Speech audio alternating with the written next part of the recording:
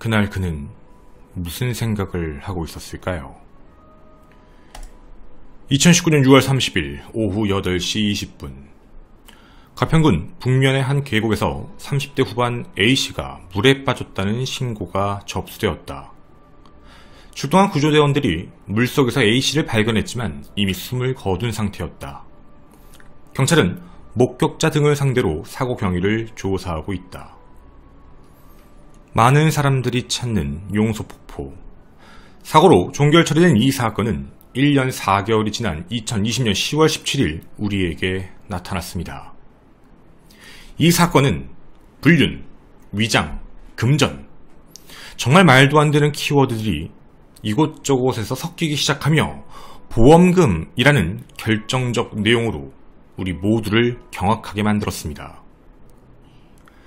사건 당시 현장에 있었던 윤상엽님의 아내 그리고 주변 사람들의 이야기에는 누구나 의심을 갖기에 충분한 안 맞는 내용들이 존재합니다. 분명 진실의 문을 여는 것은 어렵습니다. 특히나 그분이 누군가의 기억에서만 존재하는 것이라면 말이죠. 하지만 그 진실에서 가장 중요한 것은 바로 말입니다. 오늘은 여러분과 심리적인 관점과 추측의 증거들로 그들의 관계에 대해 조금 더 면밀히 살펴보고자 합니다. 묻고 싶습니다. 도대체 윤상엽님은 왜 거기에 가시게 된 건가요?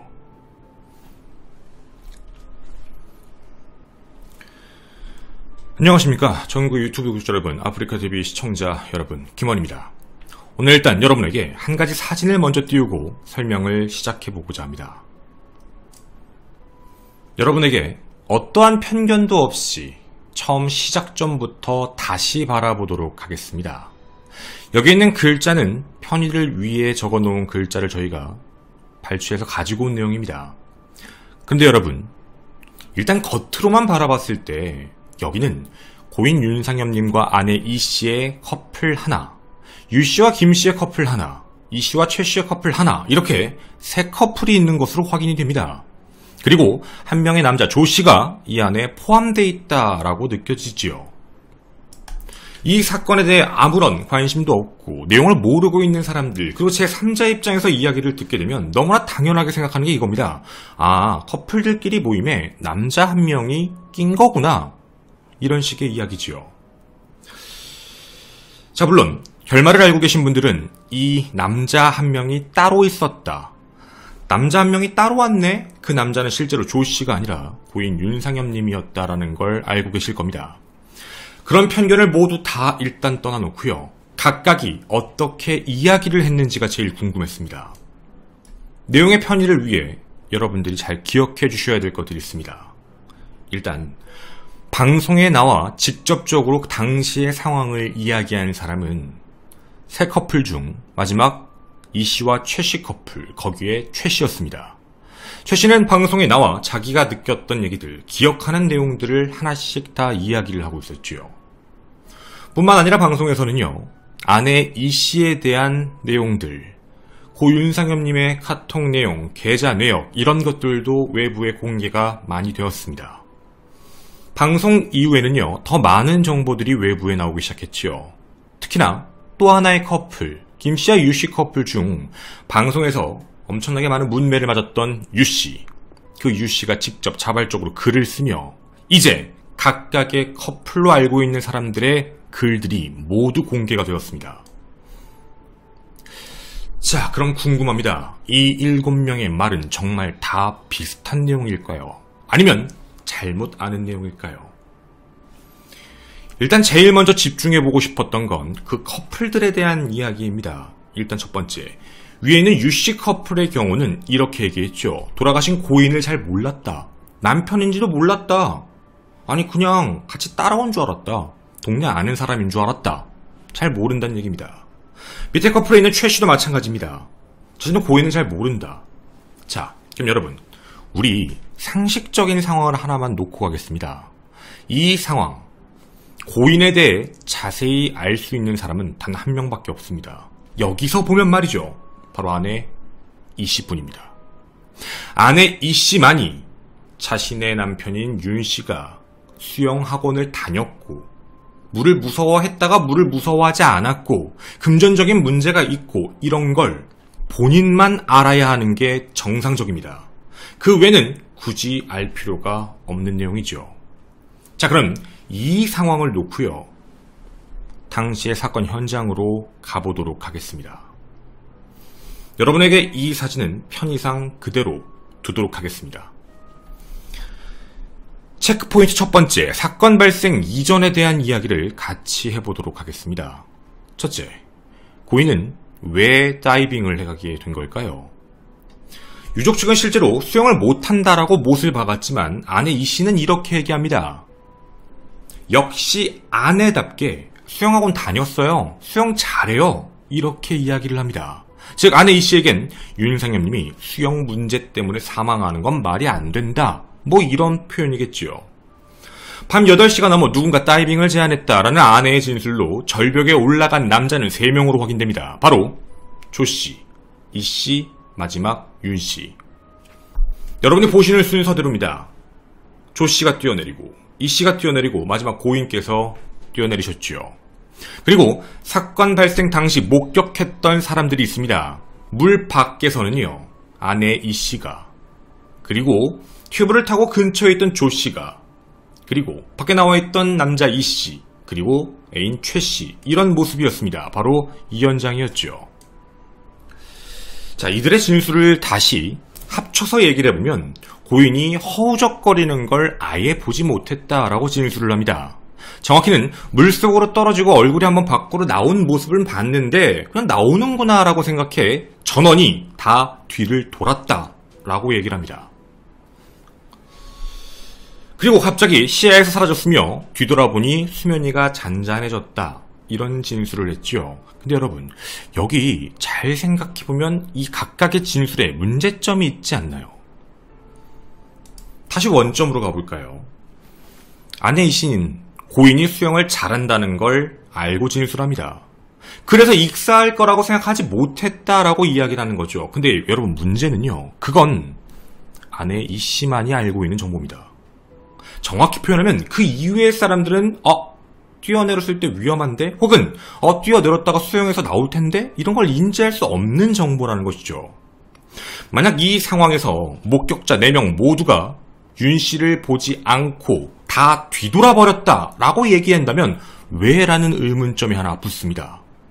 당연한 거죠. 마지막에 뛰어내린 윤 씨가 뭐 수영하는데 문제가 없으니까 뭐 괜찮겠지, 이러면 이들 모두는 그 장면을 끝까지 보지 않아도 되는 겁니다. 그럼 최소한 4명 모두가 뒤돈 것이 아니라 지켜봤을 가능성에 대한 것도 우리는 무시할 수 없습니다. 모두가 다 이 사람이 수영을 잘한다 라고 알고 있는 상황이 아니라면 말이죠. 어떻게 그런 생각을 할 수 있었을까라는 의문점인 겁니다. 그러면 누군가는요, 4명 중 쳐다보고 있는 사람이 존재했다면 물속으로 가라앉고 있는 고인의 모습을 그대로 지켜보았다라는 말로 이어집니다. 자, 가능성을 2개로 분리했습니다. 만약에 정보를 다 공유했다, 원래부터 수영을 잘하는 것 같았다, 낮에 같이 놀 때도 윤 씨께서 뭐 아무렇지 않게 수영하고 다녔고 사람들하고도 놀고 다녔고, 그런 모습을 봤다면 충분히 그렇게 받아들일 수 있겠죠. 그런데 조금 더 깊게 들어가 보면 내용이 이상해집니다. 다른 사람들은 이런 진술을 분명히 했습니다. 고인은 물을 되게 무서워했어요 라는 얘기요. 자, 이 사건이 발생되기 전에 조 씨와 이 씨는 다이빙을 여러 번 했습니다. 뭐 수영을 잘하는 사람, 그렇게 인지할 수 있죠. 하지만 고인은 튜브를 타고 놀고 있었다, 양팔로 물을 휘저으며 있었고, 조 씨가 한 번은 깊은 쪽으로 끌고 갔을 때 하지마 라고 무서워하는 모습을 보였다. 그러면 나머지 사람들은 이걸 뭐라고 생각했을까요? 물 무서워하는구나. 여러분, 정보는 충분히 습득이 가능한 상황이었습니다. 당일의 정보도 이 모든 것들을 뒷받침하죠. 고인은 그날 처음이자 마지막 다이빙을 했습니다. 그럼 여러분, 최소한 4명 중 몇 명은 수영 못하는데? 라고 인지를 하지 않았을까요? 그런 모습을 보고 있었습니다. 그런데 4명 다 별일 없겠지 뭐 라고 생각하고 고개를 다시 돌렸다. 그건 분명 수영을 잘한다고 알 수 있을 때만 알아서 나오겠지 라는 관점일 텐데 말이죠. 왜 이런 현상이 발생됐을까요? 분명 수영을 못하는 사람이라고 인정을 했다는 게 앞쪽에 나와 있는데 뒤에서는 마치 그런 걸 모른다라는 식으로 표현을 했다는 겁니다. 그래서 이 체크포인트 첫 번째는 과연 4명이 다 고인의 입술을 끝까지 지켜보지 않았을까라는 의심점입니다. 본 사람이 있지 않을까요? 체크포인트 두 번째가 있습니다. 바로 소리에 대한 진술이 모두 다릅니다. 목격자 중 최 씨는 악이라는 소리를 들었다라고 이야기했지만 아내 이 씨, 조 씨, 이 씨는 모두 듣지 못했다라는 진술을 합니다. 같은 장소에 있으면서 어떻게 듣지 못했을까요? 근데 더욱 이상한 점이 하나 더 존재합니다. 악이라는 소리를 들었다라는 최 씨는 이곳에 있었습니다. 멀리 있었지요. 근데 나머지 사람은 못 들었다. 뭐 그럴 수는 있겠습니다. 들었던 사람, 못 들었던 사람. 그런데 왜 조 씨는 가장 가까이 있음에도 그 소리를 못 들었을까요? 고인의 사인이 포말이 나왔다라는 건 분명 허우적거리고 있었다라는 이야기입니다. 그리고 소리까지 나왔다는 이야기. 가장 가까이 있던 조 씨는 그걸 못 봤다라고 이야기합니다. 그럼 여러분, 최소한 한 가지는 이제 명확해졌습니다. 이 목격자들은 적어도 인지, 즉 인식하는 게 불가능한 상황은 아니었다는 겁니다. 그럼 이렇게 얘기할 수 있겠네요. 고의적으로 죽였다. 뭔가 죽임을 당하게 유도를 했다는 걸 입증할 수는 없겠지만 좀 가까워지는 내용은 있습니다. 주의를 기울이지 않아, 즉 쳐다보고도 그걸 모른 척해 사망에 이르게 했다는 것까지는 인정을 해야 합니다. 완전히 깨끗하게 아무렇지 않게 나는 여기에 무관하다고 얘기하기가 어렵습니다. 각자의 모든 진술은 다르기 때문이죠. 자, 그러면 저희가 두 번째 체크포인트까지 오게 되면 적어도 인지는 할 수 있을 가능성이 높았다까지는 접근을 했습니다. 자, 그럼 이제 궁금한 점이 있습니다. 이들의 관계에 대한 문제인데요. 여러분들 지금 사진에서 보시는 바와 같이 실제 아내 이 씨와 조 씨는 불륜 관계였습니다. 다른 커플들도 처음에는 남편인지 몰랐다. 윤 씨를 그렇게 표현을 했었죠. 근데 여러분, 궁금한 점이 하나 있습니다. 그럼 도대체 고인은 왜 여기를 꼈었어야 되는 걸까요? 자, 정말 상식적으로 생각해보면 아내 이 씨는 윤 씨를 데리고 올 필요가 없었습니다. 그 이유가 뭘까요? 자신과 실제로 내연관계로 사귀고 있는 사람 조 씨와 한 커플, 나머지 커플에게도 그렇게 사귀는 듯이 얘기를 하고 있었습니다. 그러면 그냥 새 커플끼리 가면 됩니다. 근데 남에게는 내 남편이야 라고 얘기하지도 못하는 되게 불편한 사람을 굳이 이 장소에 왜 데리고 가야만 했을까요? 그럴 필요가 없었을 텐데. 그리고 또 궁금한 게 있습니다. 고인, 그리고 아내 이 씨. 여기 말고요. 고인과 알고 있는 사람이 누가 있었을까요? 우린 최소한 유추해 볼 수 있는 게 있습니다. 최소한의 관점으로 잡을 때 적어도 조 씨는 알 겁니다. 왜냐하면 둘은 어떻게 보면 혼인 관계, 둘은 불륜 관계. 아, 저 남자가 그런 관계. 그걸 조 씨는 알고 있었을 거고 조 씨와 가장 친한 친구인 이 씨까지도 알 수도 있습니다. 자, 그러면 사건 발생 당일날로 다시 돌아가 봤을 때 윤 씨가 실제 이 씨의 남편이다라고 알 수 있는 사람은 최소 2명, 최대 3명입니다. 그 이외에는 모를 수도 있다는 얘기죠. 이렇게 복잡하고 난해한 관계의 모임을 이상하게 이 씨는 그날 만들었습니다. 자, 그러면 이제 저희는 가장 얕은 거를 얘기해봤으니 얼마만큼 깊게 관여가 돼 있을까? 정말 이상한 내용이지만 윤 씨와 조 씨는 아무런 관계가 없을까? 이런 궁금증들이 들게 됩니다. 왜 궁금증이 들까요? 여러분, 이 계좌 내역은 밝혀진 바에 따르면 이런 내용입니다. 고인께서 조 씨에게 자신의 돈을 전부 보낸 내역입니다. 왜 보냈을까요? 알았을까요? 그리고 그 조 씨인 걸 알았을 텐데 이거를 왜 굳이? 그러면 당시의 정황 증거들도 좀 확인해 봐야겠습니다. 실제로 외부 사이트에 올라왔던 글입니다. 자, 여기 적힌 내용은요, 조씨와 이씨에 대해서 알고 있는 사람들의 이야기입니다. 자기는 조씨 밑에서 일을 했었다. 조씨의 직업에 대해서 얘기하면 불법적으로 돈 되는 일은 거의 다 했다. 주로 성매매 포주, 오피 및 1인샵 관리, 사설 도박 사이트 총판, 호빠 모집, 보도실장 등등 불법적인 일은 굉장히 많이 했다. 근데 여기서 이씨가 1인샵에 있던 것으로 둘이 알게 되었다. 이런 내용이었습니다. 그리고 이들의 관계에 대한 내용들이었죠. 그리고 여기엔 이런 내용도 함께 껴있습니다. 실제 조씨와 그리고 이씨는 너무나도 친한 사이다. 모든 걸 다 함께 이야기하는 사이다. 호구 하나 물어야겠다. 작업을 쳐야지. 야, 우리가 성매매하는 곳에 몰카 설치하고 거기 온 애들 반으로 협박할까? 이런 식에 대한 이야기입니다. 그걸 준비했는지는 모르겠지만 여러분이 보신 이 자료가 바로 어떤 사람이 왔고 돈을 얼마나 갖고 있는 것 같고 어떤 행동을 하는지 그 모든 것들을 다 기록해 놓은 것입니다.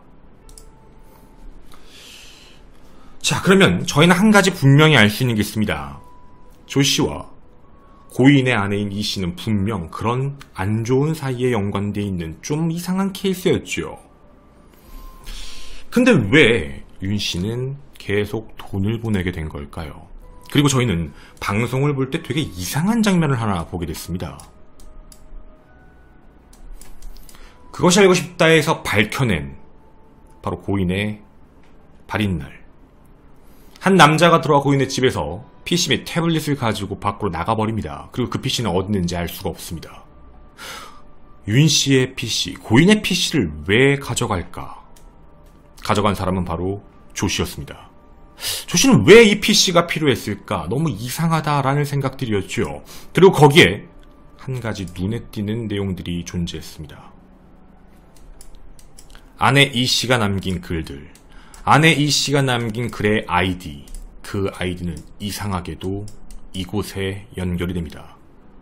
불법 도박 사이트입니다. 왜 그런지는 모르겠습니다. 하지만 우연이라 치기에는 이어져 있더라고요. 조씨를 잘 아는 사람은 불법 사설 도박 사이트 같은 것도 운영한다라고 이야기를 했습니다. 그리고 한 가지 더. 고인께서 보낸 카톡입니다. 후에 사이트 시작한 거. 내 의지도 생각도 아니었어. 그리고 이 이야기 뒤에 돈돈돈 지겹다. 망할 사이트. 4일 살 때 800, 보안 800, 장 750. 이게 무슨 뜻인가 라는 생각이었습니다. 근데 이게 다 의미가 있는 거더라고요. 사이트, 보안 프로그램, 대포 통장을 칭하는 용어입니다. 즉, 만약 우리의 유추가 맞다면 조씨와 윤씨는요, 고인은 분명 연결이 되어 있었습니다. 우리는 피해자인 윤씨께서 자신이 믿었던 아내 이씨에게 엄청나게 많은 가스라이팅을 당하고 그렇게 피해를 입었다라고만 생각했는데 만약 이게 진실이라면 고인은 조씨에게도 똑같이 피해를 받았습니다.